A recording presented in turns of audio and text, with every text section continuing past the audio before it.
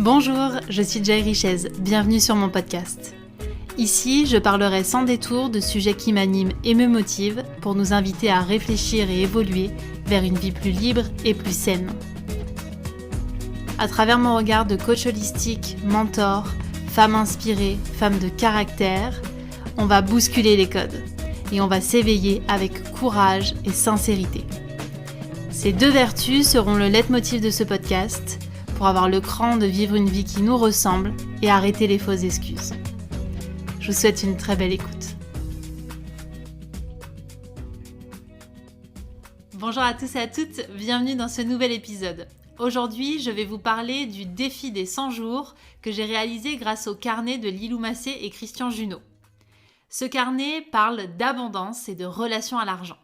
Et grâce à lui, on explore chaque jour, pendant 3 mois, des réflexions autour de ces deux sujets, l'abondance et la relation à l'argent. Pour moi, ce sont des sujets bien trop tabous encore aujourd'hui dans notre société, surtout la culture française, où on a du mal à parler d'argent et où on pense que l'on n'est pas concerné à partir du moment où on a quelques chiffres sur notre compte. Alors que finalement, la relation à l'argent et l'ouverture à l'abondance vient vraiment parler de nous, de notre capacité à appréhender certaines émotions et surtout à sortir de postures qui ne nous servent plus. Et j'ai envie de vous délivrer ce qui a été mis en lumière chez moi via cette expérience. Pour commencer, la notion d'abondance n'était pas très ancrée dans ma réalité. J'avais tendance à l'associer à l'opulence. L'abondance, c'est le fait d'avoir des ressources en grande quantité à partir du moment où nos besoins sont comblés. Et l'opulence, c'est le fait d'avoir du matériel en grande quantité. Et je pensais que les personnes qui étaient dans l'abondance étaient automatiquement dans l'opulence. Alors qu'en fait, l'abondance, c'est le fait de jouir de la vie sous tous ses axes. Car la ressource peut être matérielle, mais aussi immatérielle. La relation que l'on entretient à l'abondance est directement liée à la relation que l'on entretient avec l'argent. Car aujourd'hui, l'argent est le moyen numéro 1 pour mener à bien des transactions, pour établir une certaine valeur sur des biens ou des services et nous permettre de faciliter des échanges.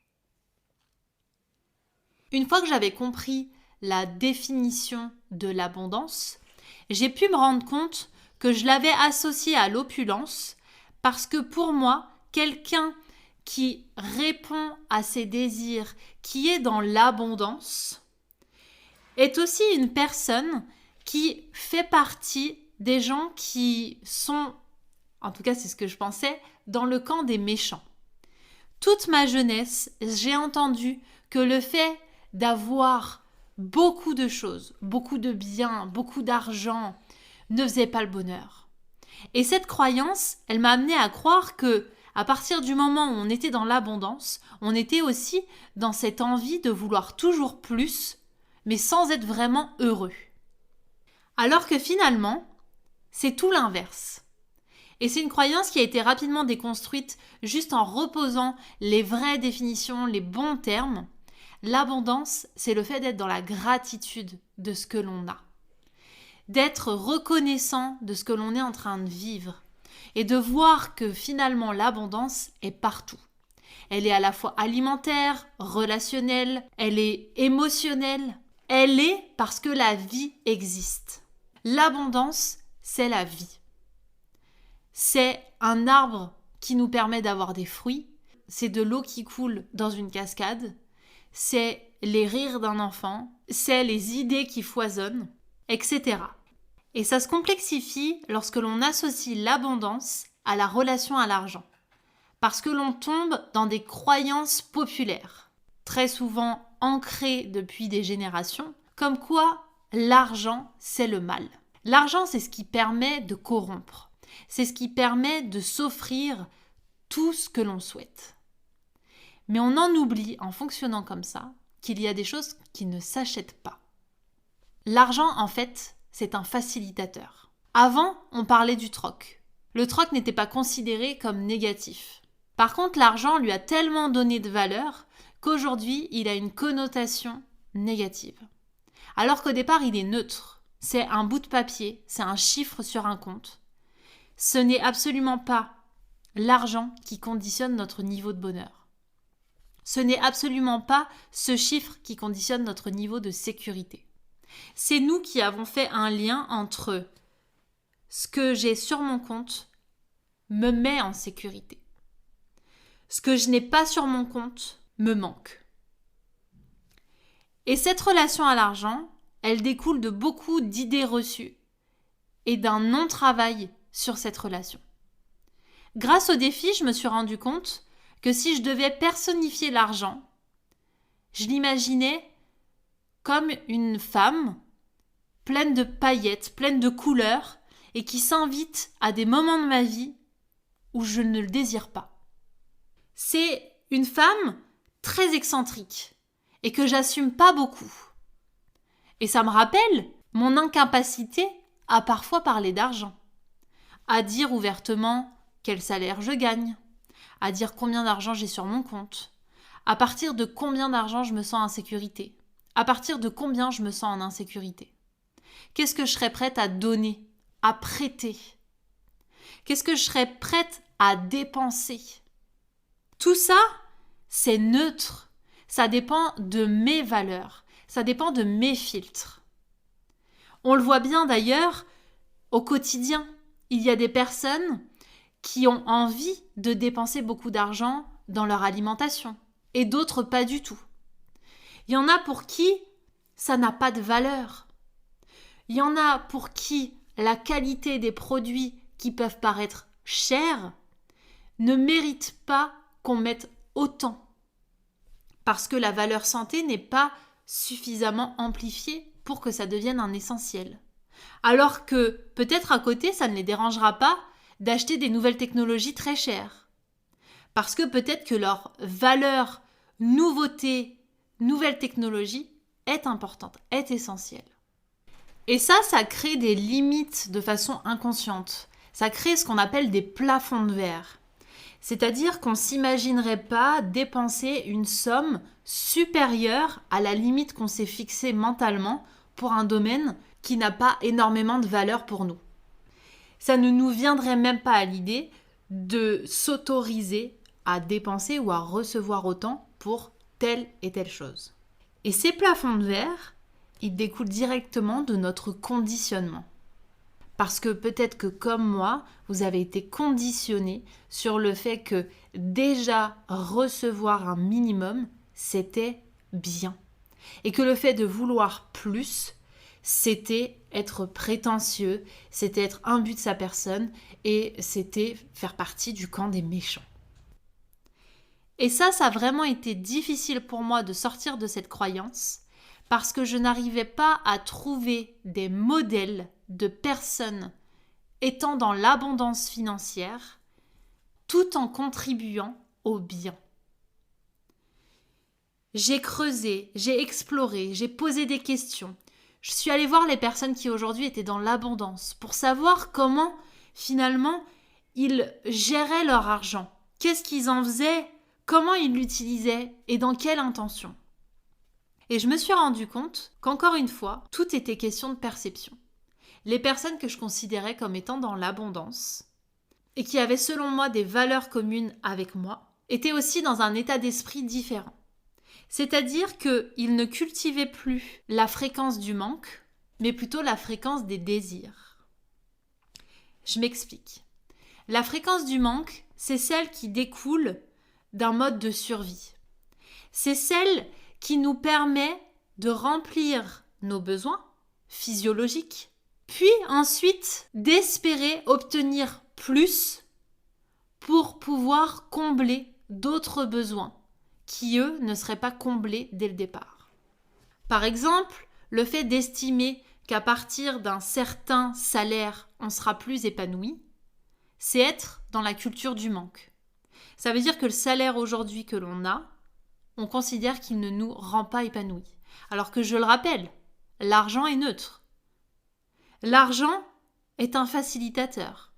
Si l'argent aujourd'hui que je gagne en salaire ne me permet pas de subvenir à l'ensemble de mes besoins, manger, payer mon loyer, pouvoir me déplacer, ça veut dire que mes besoins de base ne sont pas remplis. Donc forcément, j'entretiens cette culture du manque puisque je suis en mode survie. On peut parler d'abondance uniquement quand le mode survie n'existe plus. Et ceux qui aujourd'hui sont dans une abondance peuvent être effectivement soit dans cette optique égoïste de vouloir faire des choses pour eux, et ça les regarde, j'ai envie de dire, soit dans une dynamique de co-création. Ce qui nous amène à la deuxième vision, celle de la culture des désirs. Dans ma réalité, les désirs sont mal vus, sont mal perçus. Par exemple, le fait d'avoir un bon appétit. Dans notre culture, on est tout de suite catégorisé comme un ogre, une glouton ou quelqu'un qui vraiment a un bon coup de fourchette. Ça n'est en aucun cas valorisé, c'est jugé. Le fait de désirer un plat plus que ce que nos besoins demandent est mal vu, mal perçu. Surtout quand on est une femme. Le fait également d'avoir un désir sexuel, c'est mal perçu. On nous considère, encore une fois, comme soit des salopes, soit des traînées, soit des nymphos, je parle pour les femmes, alors qu'en fait, c'est naturel d'avoir des désirs. C'est naturel de vouloir être en expansion. C'est naturel que de vouloir assouvir des désirs qui sont présents. Et on a voulu inverser les choses parce que ça venait déranger ceux qui ne s'autorisaient pas à vivre leurs désirs. Ceux pour qui désirer, c'était devenu un péché. Et ce que l'on apprend aussi dans ce défi, c'est que nos croyances, bien qu'elles se créent à force de répétition ou d'intensité, donc si on a entendu tout le temps le même discours, ou si on a eu dans notre vie des chocs vraiment que l'on a manqué de nourriture, d'argent, etc., on va construire une croyance par-dessus, mais aussi on apprend que c'est culturel. Le fait d'avoir évolué, en tout cas en France, dans une culture plutôt chrétienne, on apprend à naviguer avec la culture du manque, celle où désirer est un péché, quel que soit le désir. Et le fait d'assainir sa relation à la fois à l'abondance et à l'argent, ça permet de remettre, comme on dit, l'église au milieu du village. C'est-à-dire de remettre chaque chose à sa place et de revenir aux fondamentaux. L'être humain a besoin de remplir ses besoins de survie et ensuite, il a besoin d'être en expansion et d'assouvir ses désirs. Que ce soit des désirs qui sont en lien avec le matériel, avec de l'émotionnel, l'être humain est là pour croître. Ça ne veut pas dire faire les choses n'importe comment et dans une optique de remplir un vide, parce que là ça voudrait dire qu'on est encore une fois dans la culture du manque, mais plutôt dans une intention d'être pour quelque chose de mieux. Et là on revient sur la dimension de soit je suis contre, dans la lutte, dans la confrontation, dans je cherche à convaincre, soit je suis pour quelque chose et à ce moment-là je suis dans l'ouverture, je suis dans l'acceptation. Et le fait d'être pour, ça veut aussi dire que l'on est pour ce que l'on ressent. On ne se bride plus. Quand on a faim, quand on aime quelque chose, si on a envie de se resservir, on se resserre. Si on a des désirs sexuels, on ne les refoule pas. Si on a envie d'avoir de l'argent pour pouvoir contribuer à des projets qui nous tiennent à cœur, on les concrétise. Parce qu'encore une fois, l'argent est neutre. Et si je traite l'argent avec autant de véhémence qu'un ennemi, je me mets dans le contre, dans l'idée que l'argent serait la source du problème. Alors que la source du problème vient de nos perceptions. Il y a suffisamment de ressources pour tout le monde. Le seul problème, c'est l'équité. Et si des personnes comme vous et moi, qui avons envie de contribuer à un monde meilleur, on ne se positionne pas sur la fréquence du désir, sur la fréquence du pour, j'ai envie de co-créer quelque chose qui recrée cette équité, on laisse finalement le plein pouvoir à des personnes qui n'en ont rien à faire. Et derrière ça, il y a le fait de sortir de nos mécanismes, c'est-à-dire d'accepter d'être déloyal. Déloyal envers notre éducation et parfois envers nos parents, qui ont peut-être eux-mêmes entretenu cet état de manque, qui ont par leur discours, par leurs mots, considéré qu'ils n'avaient pas assez, ou que c'était parfois trop cher, ou qu'ils seraient plus heureux s'ils avaient telle ou telle chose. Et quand on baigne dedans, on n'a pas envie d'être déloyal envers cette éducation, envers des figures parentales qui nous ont élevés. Donc on n'a pas non plus envie de les faire se sentir inférieurs si nous-mêmes on est dans l'abondance. Parce que eux ont peut-être manqué. Vraiment, selon l'époque à laquelle ils sont nés. Mais nous aujourd'hui, nous qui sommes dans une ère où l'abondance est visible, l'abondance est présente, à nous de nous l'approprier pour en faire quelque chose qui contribue au monde dans lequel on a envie de vivre. Il y a une notion qui m'a particulièrement marquée, c'est le mot argent. Si on le décompose, ça fait l'art des gens. Et aujourd'hui, lorsque je dois payer en argent quelque chose, je me pose toujours la question, quel art tu viens nourrir? Et ça marche pour tout. Ça marche pour un service, ça marche pour un bien.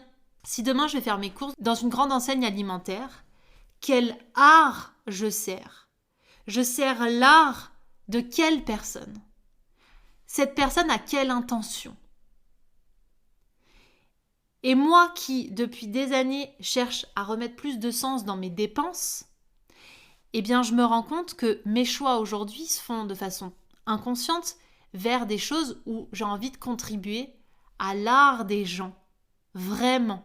Et le fait de conscientiser que notre argent, notre art à nous, vient contribuer celui des autres, ça permet aussi de changer de regard sur notre façon de consommer.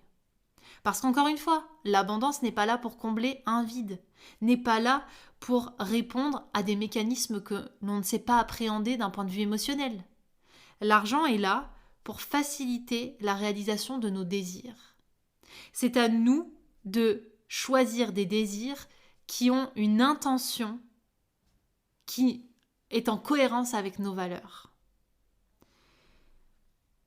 Et si je décide de participer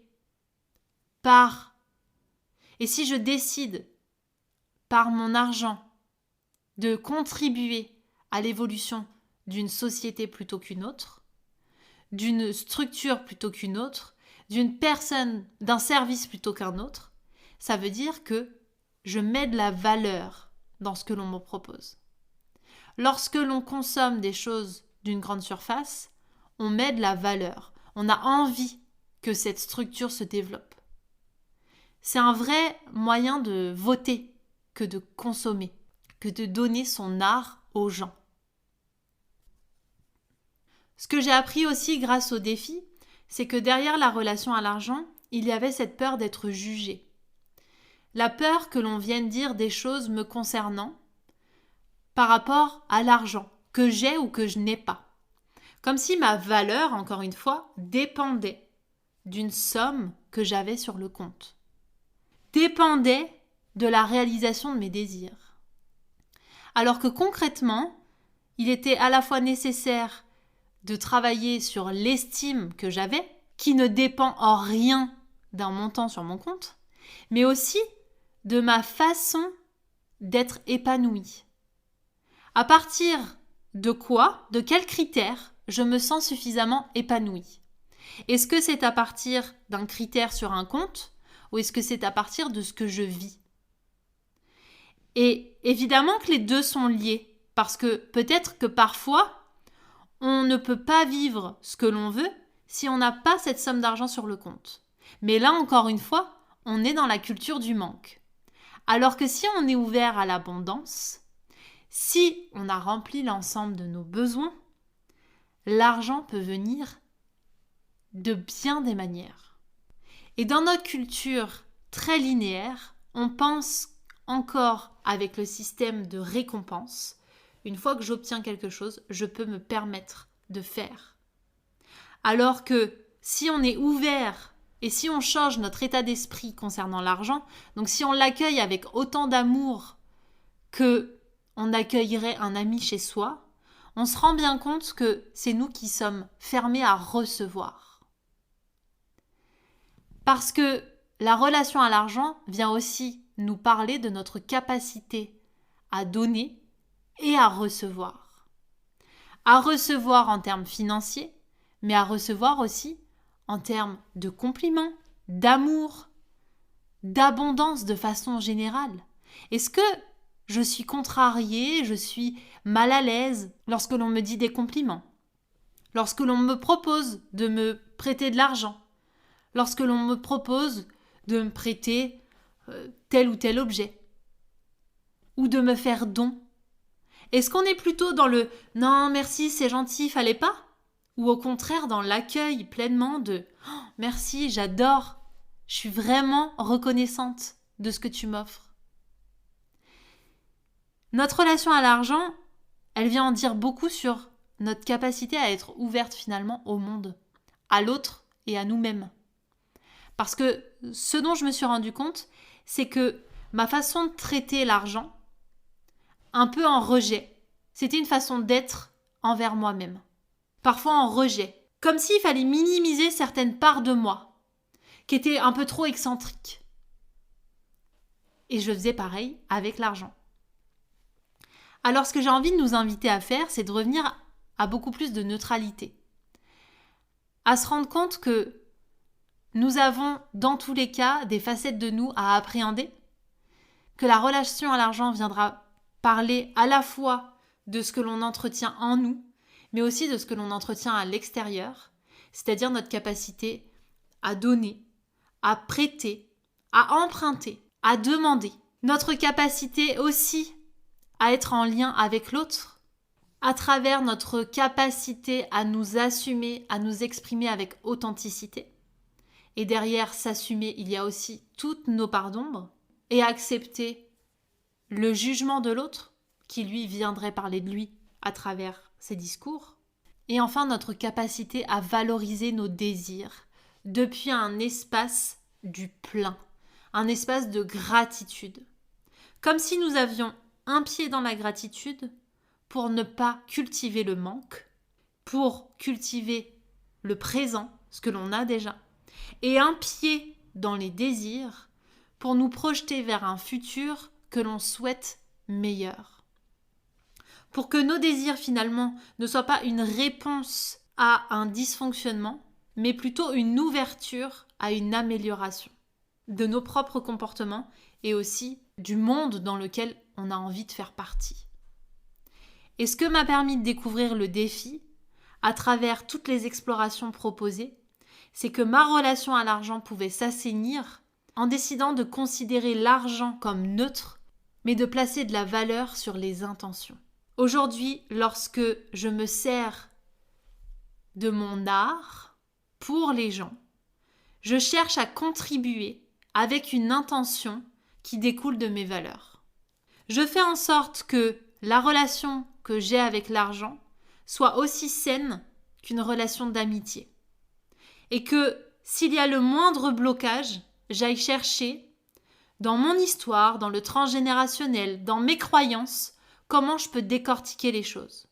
Parce que comme je vous le disais, l'argent est au cœur de notre système. Ce n'est pas l'argent le problème, c'est bien ce que nous en faisons. C'est bien l'intention qu'il y a derrière qui peut être néfaste. Et si on continue à considérer l'argent comme étant le grand méchant, on continue à entretenir la croyance que c'est lui qui crée des dysfonctionnements. Alors qu'en fait, on peut chacun reprendre notre responsabilité et asseoir un nouveau dialogue, plutôt que de dire c'est trop cher, le remplacer par ce n'est pas avantageux, plutôt que de cultiver le manque en pensant qu'on a besoin de plus, être reconnaissant de ce que l'on a déjà pour pouvoir créer davantage de sérénité, de paix et de soutien à restaurer une certaine équité grâce à ce facilitateur, tout en entretenant le pouvoir de la gratitude pour être dans une posture d'accueil de l'abondance. Parce que la relation à l'argent, elle s'immisce dans tous les pans de nos vies, dans nos relations amoureuses, dans nos relations amicales, familiales, dans nos entreprises. Si on continue à faire de l'argent un sujet tabou, on continue à entretenir cette même croyance. Alors je nous invite toutes et tous à travailler, à explorer cette relation à l'argent et à l'abondance, quel que soit le moyen, quelle que soit la fréquence, mais vous allez en découvrir davantage sur vous et vos relations, sur les différentes postures que l'on prend, sur les peurs que l'on a, le fait qu'on n'a pas envie, encore une fois, d'écorcher l'image parfaite de la personne que l'on construit. Mais ça, c'est l'ego qui veut nous maintenir là-dedans. On veut surtout pas être considérés comme des escrocs, comme des gens qui profitent, comme des personnes qui sont totalement déconnectées d'une réalité. Et j'ai compris que ça n'était pas de l'abondance. Ça, c'était de l'opulence. L'abondance, c'est être connecté au présent à travers la gratitude et connecté à ses désirs, c'est-à-dire à notre humanité. Et quoi de plus beau que désirer des choses depuis un espace de plein, depuis un espace de sérénité. Je vous remercie infiniment pour votre écoute, je vous souhaite une très belle réflexion. Si cet épisode vous a plu, n'hésitez pas à le partager, à le commenter et à laisser une note sur Apple Podcast et Spotify. Et si vous avez envie d'explorer vous aussi le défi des 100 jours, vous pouvez le retrouver directement sur le site de Lilou Massé dans sa librairie. Je vous donne rendez-vous la semaine prochaine, prenez soin de vous.